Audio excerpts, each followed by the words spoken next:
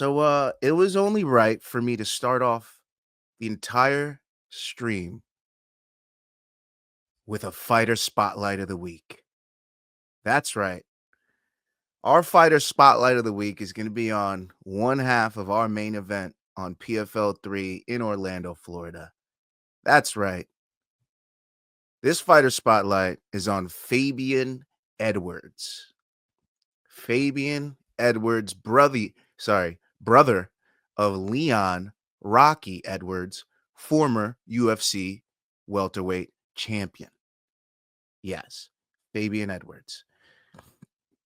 You may know him as a Bellator fan favorite. You may know him as a PFL guy, a guy that really hasn't panned out up until now. But let me dive deep on Fabian Edwards so you guys know who he is for those who are unfamiliar. Fabian Edwards is 32 years of age, born March 24th, 1993. He stands 6'1". He's a middleweight with a 79.5-inch reach, usually fighting southpaw just like his brother. All right, he's 14-4, 5 KOs, 3 submission victories. He's a black belt in Brazilian Jiu-Jitsu, and he's looking to make a championship run in PFL at middleweight in 2025. Now, Fabian Edwards trains at a Team Renegade BJJ and MMA. He's been training there since 2015 until this day. But he used to train at Ultimate Training Center since 2010. He trained from 2010 until 2015 out of Erdington, Birmingham, England. Birmingham. I don't know how they say it in England, but Birmingham, England. He was born in Kingston, Jamaica, where he and his family shared a single bed, one room, and wooden house. Okay. His mother took the children. They moved out. His father decided to go to England. Okay. His father became the boss of a neighborhood gang going by the name The General. And Edwards became desensitized to gun violence since it occurred so frequently in his neighborhood where gang and criminal activity were running rampant. Now, if you remember in the Leon Edwards and Sean Brady fight, Sean Brady made a point to make fun of there not being guns in England. Now, guns are illegal in England, but that doesn't mean it's not there.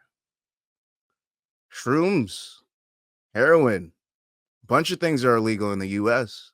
We still have them, don't we? So what makes you think that there's no guns in England at all and that they only fight with knives? That's definitely not the case. I think guns fall under crime for me. So yeah. So gunshots were commonplace.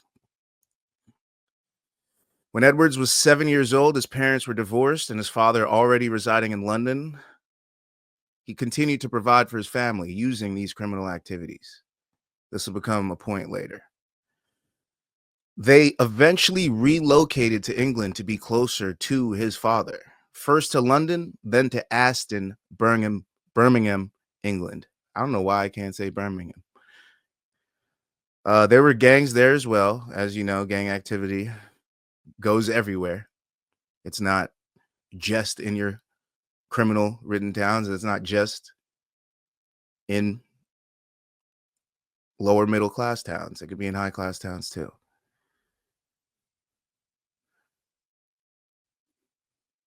They decided to form Team Renegade back then.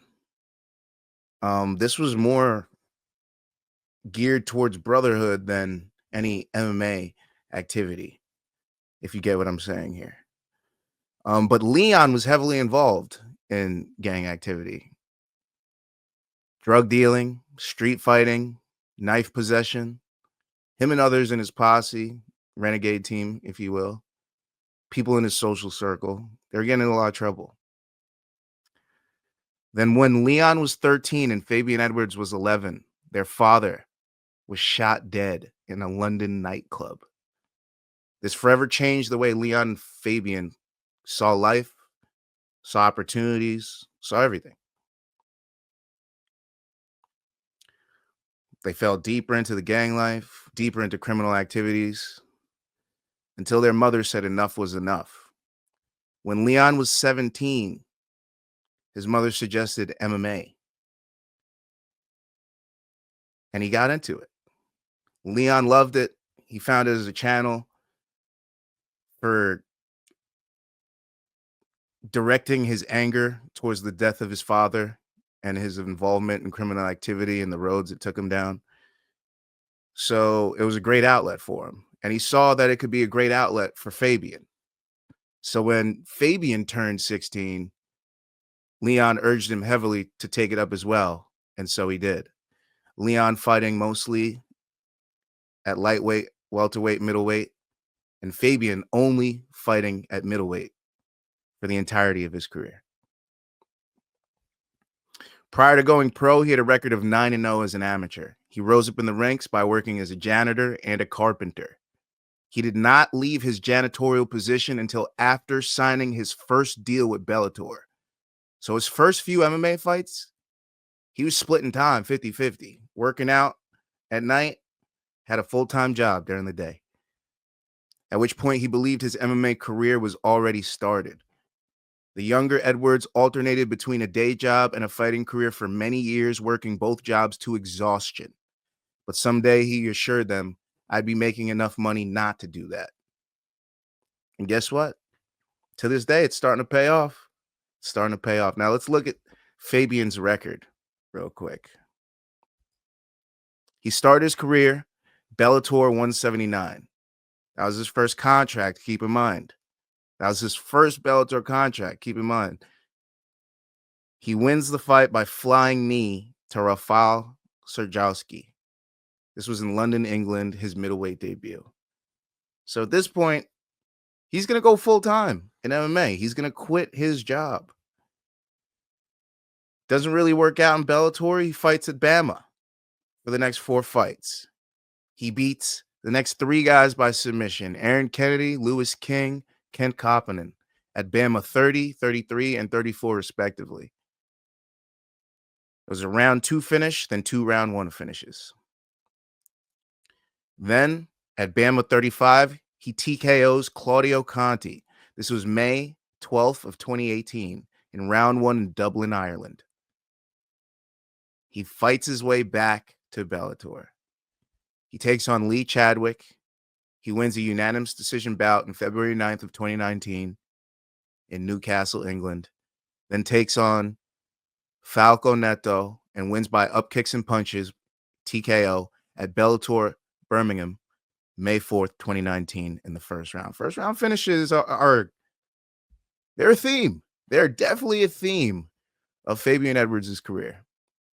Then he takes on Jonathan Bosuku, wins unanimous decision at Bellator 223, June 22nd, 2019, London, England. And then takes on Mike Shipman. Yeah, the same Mike Shipman that fought on this PFL 3 card earlier in the night.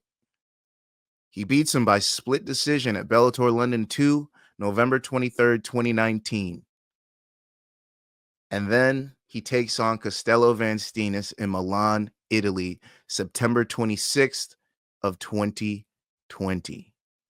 Now, he was initially booked to face Castello Van Steenis May 16th, 2020 at Bellator London 3, but the event was canceled due to the COVID-19 pandemic. The bout was rebooked for September 26th, where Fabian lost his first bout in his career via split decision. And he would lose the fight after this to Austin Vanderford. Yes, UFC now veteran Austin Vanderford at Bellator 259. He lost by a unanimous decision May 21st of 2021 in Uncasville, Connecticut in the United States. Now, Fabian wanted to make a huge run in his career after this because that's the only option to make after losing 2 in a row.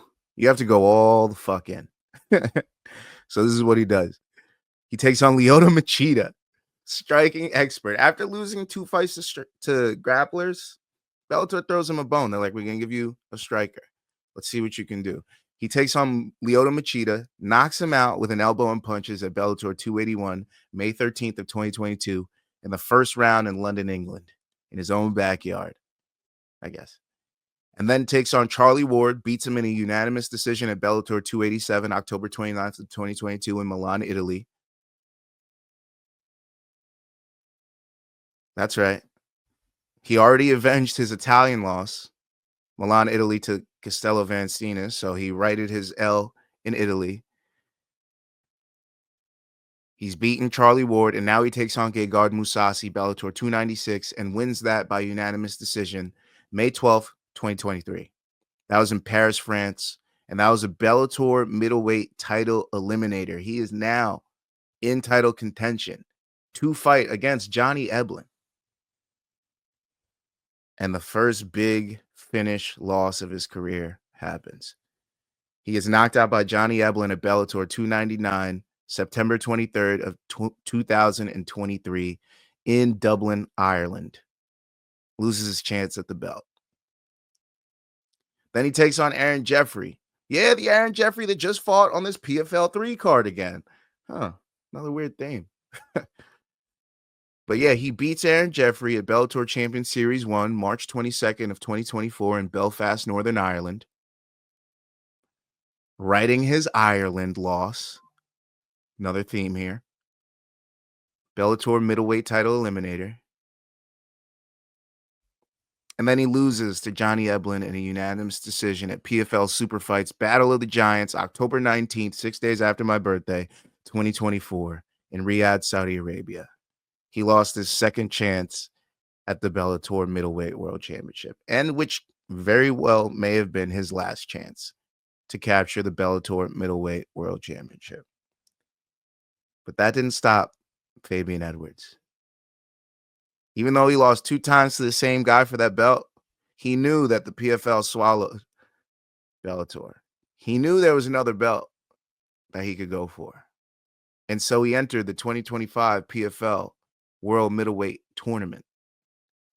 And in the very first round, coming in as a plus 140 dog to Impa Kasanganay, he comes out in round 2 and knocks him out with 2 minutes and 14 seconds and moves on to the semifinals of the 2025 PFL Middleweight Tournament. One step closer to a PFL Middleweight champion. And guess what? Johnny Eblen's not in the tournament. And guess what? A guy that he beat is on the other side of the back bracket. His name's Aaron Jeffrey. And guess what? He beat Mike Shipman, who already lost on the card. So Fabian Edwards is in a fan-fucking-tastic position to finally achieve gold and greatness at middleweight, to finally do what his brother Leon was able to do in the UFC and reach his potential. Hopefully, in this 2025, we can see Fabian Edwards rise to the cream of the crop of the division. And I really hope it happens because I think he can do it. And that's why Fabian Edwards was my fighter spotlight of the week. Shout out to Fabian Edwards. Shout out to Renegade Fight Team. Shout out to Leon Edwards. He's my dark horse, light horse, all the fucking horses. I think Fabian Edwards is going to win this tournament. I don't see Dalton Rosta doing it. I don't see Aaron Jeffrey doing it. I see Fabian Edwards as our 2025 PFL tournament champion at middleweight. So let's see what happens.